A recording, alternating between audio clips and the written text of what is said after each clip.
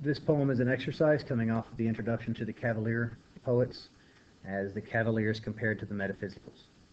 Andrew Marvell's To His Coy Mistress is a pretty well-known poem, and certainly exhibits attributes of the Cavalier school of poetry. We're going to read it. This video will walk through the first stanza to line 20, at which point the video will leave off and you will be asked to continue annotating and analyzing the rest of the poem and bring the poem in tomorrow to class.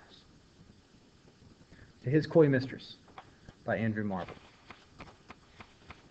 Had we but world enough and time, this coyness, lady, were no crime. We would sit down and think which way to walk and pass our long love's day.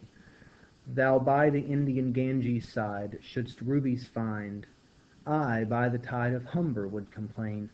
I would love you 10 years before the flood, and you should, if you please, refuse till the conversion of the Jews. My vegetable love should grow vaster than empires, and more slow. 100 years should go to praise thine eyes, and on thy forehead gaze 200 to adore each breast, but 30,000 to the rest. An age at least to every part, and the last age should know your heart. For, lady, you deserve this state, nor would I love at lower rate. But at my back I always hear Time's winged chariot hurrying near, and yonder all before us lie deserts of vast eternity. Thy beauty shall no more be found, nor in thy marble vault shall sound my echoing songs. Then worms shall try that long-preserved virginity, and your quaint honor turn to dust, and into ashes all my lust. The grave's a fine and private place, but none, I think, do there embrace. Now therefore, while the youthful hue sits on thy skin like morning dew, and while thy willing soul transpires at every pore with instant fires, now let us sport us while we may, and now, like amorous birds of prey, rather at once our time devour than languish in this slow-chapped power. Let us roll all our strength and all our sweetness up into one ball, and tear our pleasures with rough strife thorough the iron gates of life. Thus, though we cannot make our sun stand still, yet we will make him run. All right. Great poem. Let's spend some time with the first stanza, specifically looking at elements of the Cavalier school. So we want to look first at title. We see coy, and we see mistress. Coy, meaning artfully and playfully shy, or a shy flirtation. Mistress doesn't necessarily mean a lady with whom he is cheating. Mistress may simply be a lady that he's courting. Okay. Had we but whirled enough in time, this coyness lady were no crime. As we go through, of course, we want to circle semicolons and periods so that we're seeing where the independent clauses end and are able to separate the poem into its ideas. Normally I would do this as I was reading. Had we but whirled enough in time, this coyness lady were no crime. If we had all of the time in the world, then we could wait as long as we wanted.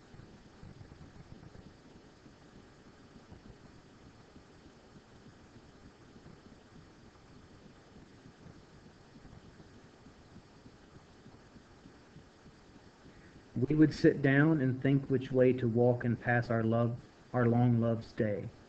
Here we have passing. We're talking about time, how we're going to spend the time.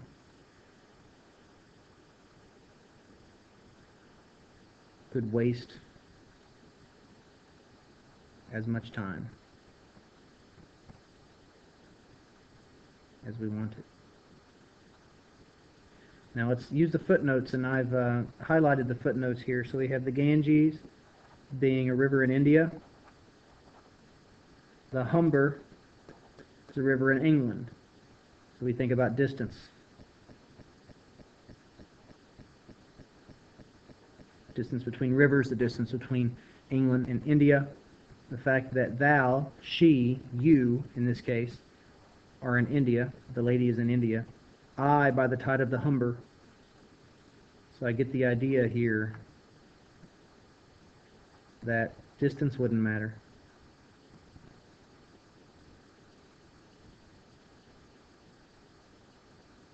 Because they have all the time in the world. Distance doesn't matter to them.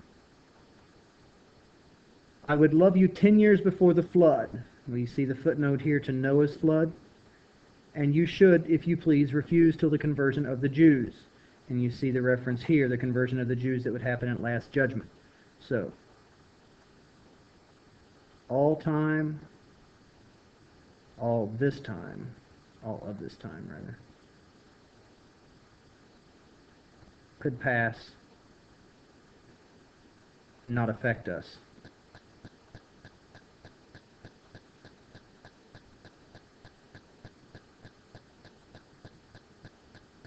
That is effect. Nope, it's affect.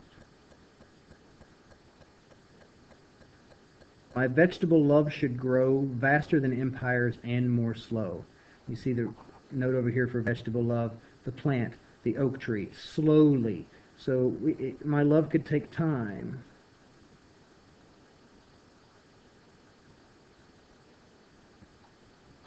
100 years should go to praise thine eyes and on thy forehead gaze. 200 to adore each breast, but 30,000 to the rest. An age at least to every part, and the last age should know your heart. So look at the time we have here. 100 years, 200, 30,000, an age, an eon, an indeterminate long period of time.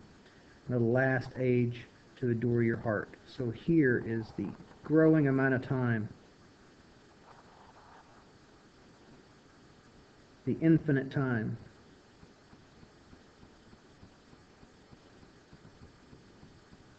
That could be passed.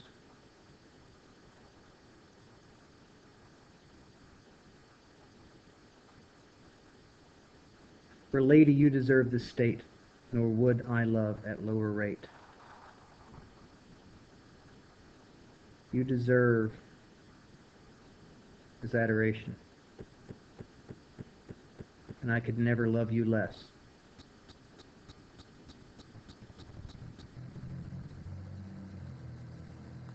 All right. So if we had all of this time, we could waste as much as we wanted. Distance wouldn't matter. All of this time could pass. We could take our long time with the love. The love could grow. And then we have this explanation of how much time could pass, I guess is how I want to say it. You deserve such adoration. You deserve all this time. And I couldn't love you less. I wouldn't love you less. If I come back to this idea of vegetable love, that the love could take its time and grow over time, then I think what he says about her deserving this. She deserves to be adored such. But we don't have time for that, he's saying. A couple of things I want to look at here that relate directly to the Cavalier school. Look at what he's adoring here. Her eyes, forehead, her breasts, the rest of her body. Goes on to talk about the parts. And then he gets to her heart. It's physical first.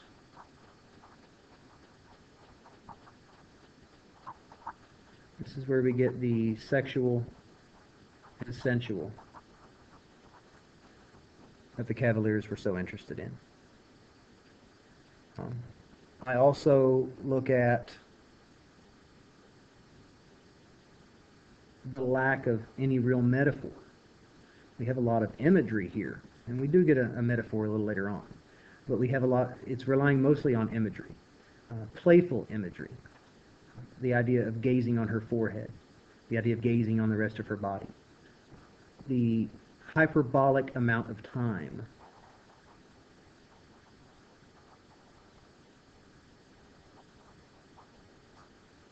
to be 10 years before the flood until the conversion of the Jews.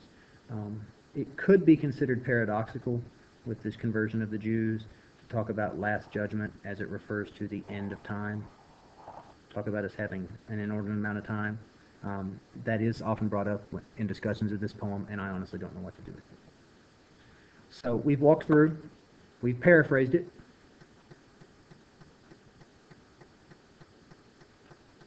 We've looked at some of the connotation,